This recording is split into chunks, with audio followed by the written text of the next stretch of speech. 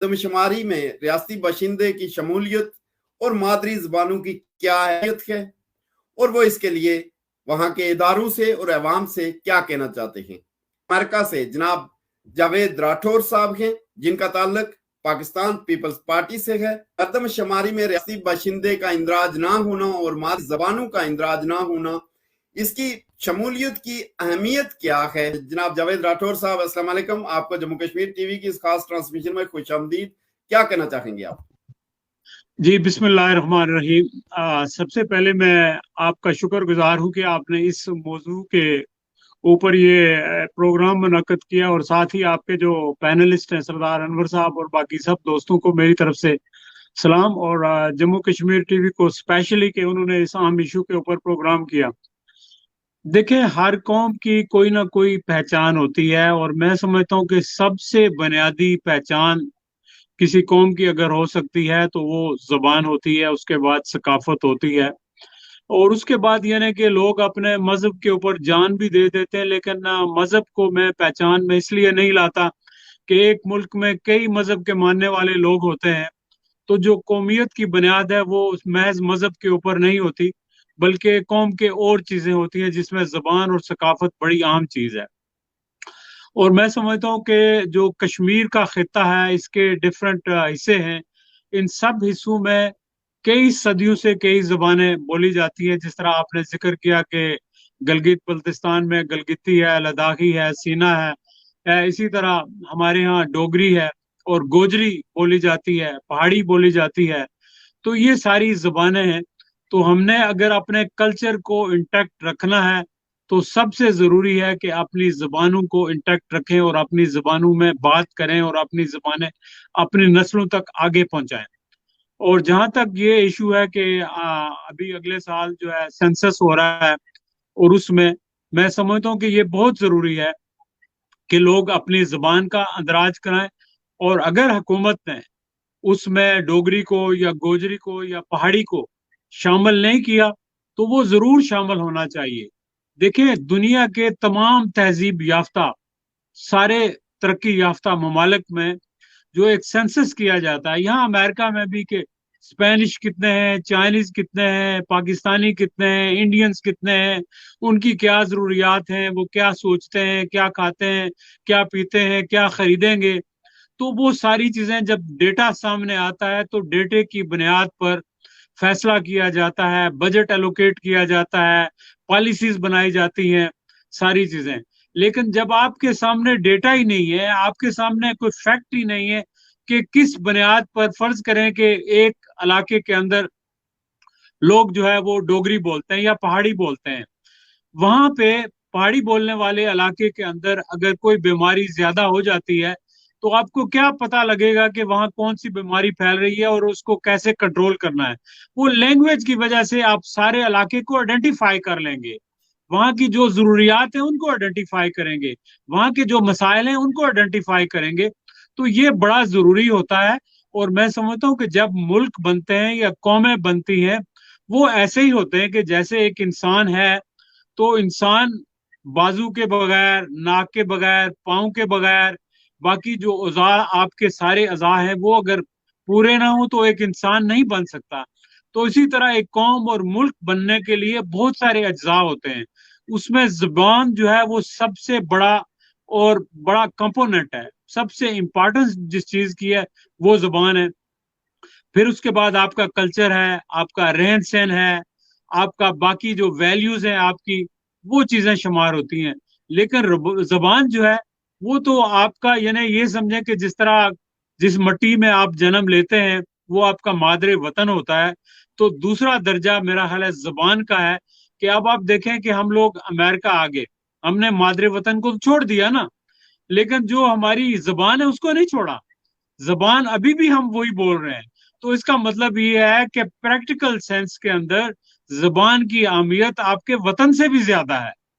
और मैं और आप जो बात कर रहे हैं एक दूसरे से, इसलिए कि हम एक जबान बोलते हैं जो हम समझ सकते हैं। और बदकिस्मती से हम जो अपनी जबानें हैं, हमारी मादरी जबानें हैं, पहाड़ी है या गोजरी है या पोठवारी है, या आप कह लें जो डोगरी है, वो जुबानें चूंकि हमें नहीं सिखाई गई, हमने नहीं बोली, तो उस वजह से उन जबानों के अंदर हम इन्फ्लुएंटली बात नहीं कर सकते। अब मैं आपको बताऊं कि एक खातून है कोई इंडिया की, रोमी शर्मा, उसको बहुत सुना जाता है आजाद कश्मीर में, और मैं भी सुनता हूँ कभी कभी। क्यों? कि वो जुबान जब बोलती है तो पता लगता है कि ये तो अपनी जुबान बोल रही है। तो यानी जबान जो है वो बुनियादी चीज है। तो इसलिए कोई भी जबान हो, किसी भी इलाके की जबान हो, उसको कायम रहना चाहिए, उसको बोलना चाहिए, और उसका अंदराज होना चाहिए। और किसी भी हुकूमत की तरफ से जबानों को नजरअंदाज करना बुनियादी फैक्ट को नजरअंदाज करने वाली बात है, और लोगों की जो सकाफत है उसको खत्म करने वाली बात है। देखिए, लोगों की शिनाख्त जी। और उनकी सकाफत को आप कभी खत्म नहीं कर सकते, और ना करना चाहिए। देखिए जी, इंसान के लिए ना सबसे बड़ी अहम चीज होती है ह्यूमन लाइफ। ठीक है? मैं समझता हूँ कि जितनी ह्यूमन लाइफ जो है सैक्रेड होती है, अहम होती है, मुकद्दस होती है, उतनी ही ह्यूमन आइडेंटिटी भी अहम होती है।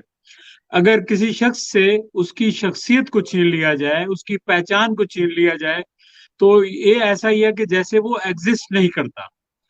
तो मेरा ख्याल है कि अगर आजाद कश्मीर के लोग जो है, कश्मीर के लोग, वो चाहते हैं कि वो एग्जिस्ट करें, उन्हें एक कश्मीरी की हैसियत से याद रखा जाए, या वो जिंदा रहना चाहते हैं, तो सबसे पहले जरूरी है कि वो अपनी शनाख्त जो है उसको प्रिजर्व करें। अगर उनकी शनाख्त को कोई खत्म कर रहा है, कोई एवेपोरेट कर रहा है, एवेपोरेट होता है कि किसी चीज को इतना लंबा आप खींचें कि वो उसकी अहमियत ही खत्म हो जाए। बदकिस्मती से हो जाए। कश्मीर का इशू जो है वो भी एवापोरेट हो रहा है, और इसी तरह हमारी आइडेंटिटी जो है वो भी आहिस्ता आहिस्ता खत्म हो रही है। और जिस तरह सरदार अनवर साहब ने कहा कि और लोग करना चाहते हैं, देखें, और लोग करें या ना करें, ये हम पे डिपेंड करता है कि हम होने देते हैं या नहीं। अगर हमने अपनी आइडेंटिटी कायम रखनी है, मैं अमेरिका में हूं तो जब मैं अपना नाम लेता हूं तो किसी अमेरिकन के सामने तो मैं पूरा नाम लेता हूं, जावेद राठौर। अगर वो प्रोनाउंस सही नहीं करता तो मैं उसको दोबारा याद कराता हूँ कि याद करो, अगर मैं तुम्हारा नाम माइकल या बिल जो भी है ले सकता हूँ, तुम मेरा क्यों नहीं ले सकते हो? लेकिन जब मैं खुद अपनी आइडेंटिटी खो दूंगा, एक साहब मेरे पास आए तो वो आके उन्होंने अपना तारफ कराया, पाकिस्तानी थे, लेकिन तारफ कराया कि आई एम सिड केडरी। मुझे समझ ना आया कि ये क्या कह रहे हैं। तो मैंने कहा how do you spell your name? तो उन्होंने कहा SYEDKADRI, सैयद कादरी। तो सैयद कादरी को उन्होंने बना दिया सिड केडरी। देखे, अगर हम अपनी आइडेंटिटी को बरकरार नहीं रखना चाहेंगे, इसकी जिम्मेदारी सबसे ज्यादा मीडिया के लोगों पर होती है। फिर हमारे जो पार्लियामेंटेरियन है, आजाद कश्मीर असेंबली के जो लेजिस्लेटिव मेंबर्स हैं, उनको आइन साजी करनी चाहिए कि हमारी जो जबानें हैं, लोकल जबानें, उनको प्रिजर्व किया जाए। वो चाहे गोजरी है, चाहे पहाड़ी है, डोगरी है, जो भी जबान है उनको प्रिजर्व किया जाए, उनको आईनी हैसियत हासिल होनी चाहिए। एक बात। फिर उसके बाद हमारी जो सिविल सोसाइटी है उसको भी इनिशिएटिव लेना चाहिए, मीडिया को, सारे सेगमेंट्स ऑफ सोसाइटी को आगे बढ़ना चाहिए, और अपनी आइडेंटिटी को बरकरार रखने के लिए हमें एक अवेयरनेस मूवमेंट शुरू करनी चाहिए।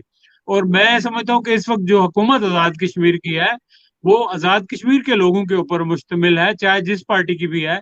उस हुकूमत को इनिशिएटिव लेना चाहिए, और हुकूमत पाकिस्तान से कहकर और उस डिपार्टमेंट से कहकर ये जो 3 जबानें हैं, जैसे डोगरी है, पहाड़ी है, गोजरी है, इनका अंदराज होना चाहिए। जो लोग अपनी जबान बोलना चाहते हैं, उनकी जो जबान है उनको उसी शनाख्त से, जिस तरह आपका नाम ख्वाजा कबीर अहमद है, तो मैं आपको किसी और नाम से पुकारूं तो जाहिर है आपको कैसा लगेगा?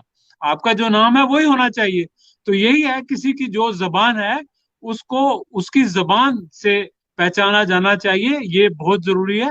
और इस सिलसिले में एक हमें हमागीर किस्म किस्म की कैंपेन शुरू करना चाहिए। और आपके इस प्रोग्राम के तवसत से मैं ये भी कहता हूं कि जो हमारा प्लेबिसिट होगा, प्लेबिसिट के हवाले से भी हमारी जो है वो जरूरी है कि हम सारे लोग, कश्मीर के लोग, दुनिया के जिस जिस हिस्से में भी हैं, हमारी कोई जो है वो एक सेंसस बने, और आपका जो टेलीविजन है, आप एक इनिशिएटिव ले सकते हैं जिसके तहत हम लोग मिलके कोई वेबसाइट बना सकते हैं कि पूरी दुनिया में जो कश्मीरी हैं वो अपने आप को रजिस्टर्ड कराएं, और हम सारे लोग जो कश्मीरी हैं, चाहे कश्मीर के अंदर हैं या बाहर हैं, कल अगर इस्तेस्वाब राय होता है, प्लेबिसिट होता है, तो हम सारे ही उसके जो है इतने ही हकदार हैं हिस्सा लेने के, जो लोग वहां पर हैं। तो ये मेरा ख्याल है कि ये काम करने के हैं, और आपका अदारा बड़े अच्छे काम कर रहा है और इसको और इनिशिएटिव लेना चाहिए, और ये सबके लिए जरूरी है। एक और पॉइंट जो नदीम असलम साहब ने मेरा ख्याल है जिक्र किया था, पॉपुलेशन का। आज से 30 साल पहले मैं अपने गांव में स्कूल बनवा रहा था, तो मुझे 30 बच्चे नहीं मिले। स्कूल बनाने के लिए 30 लड़के जरूरी थे, तो उस गांव में 30 लड़के नहीं थे कि हम वो स्कूल बनाने के लिए अंदराज करें। अभी उसी गांव के अंदर 300 बच्चे हैं, तो फिर पॉपुलेशन कम कैसे हो गई? तो ये एक ऐसा सवाल है कि जिसका जवाब मुझे चाहिए हुक्मरानों से, कि पॉपुलेशन ही तो है, एक ही जो चीज है जिसके अंदर हम इजाफा कर रहे हैं, और वो पॉपुलेशन है, और उसको भी आप कम दिखा रहे हैं। तो कैसे आप मनसूबा बंदी करेंगे, कैसे प्लानिंग बनाएंगे? और पॉपुलेशन की बुनियाद पर ही तो सारी मनसूबा बंदी होती है। जब उसमें हम डंडी मार देंगे तो कौन सी चीज हमारे पास रह गई? कहीं तो हम दयानतदारी का मुजाहरा करें ना। हम हर तरफ जो है बदयांती